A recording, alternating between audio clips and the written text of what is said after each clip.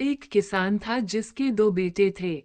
वह बहुत ही आलसी और निकम्मे थे। वह अपने पिता को कामकाज में हाथ बटाने के बजाय आलस किया करते थे, इधर उधर घूमते फिरते थे। किसान को अपने बेटों की बहुत फिक्र थी। वो सोचते थे कि मेरे मरने के बाद इनका क्या होगा, यह अपना पेट कैसे भरेंगे, अपने परिवार को कैसे संभाल पाएंगे।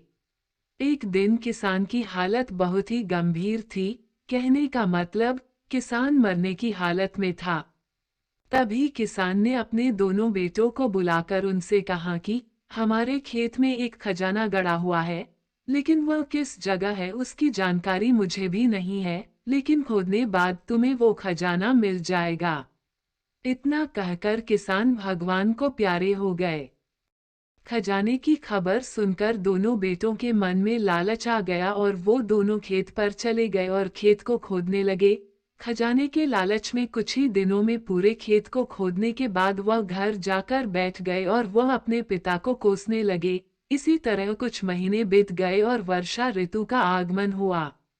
किसान के बेटों के पास पेट भरने के लिए सिर्फ एक ही जरिया था, वो है खेती।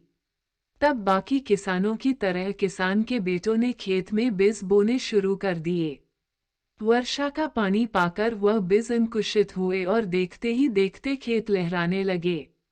ऐसा लग रहा था कि हवा के झोंके से लहरा रहा था।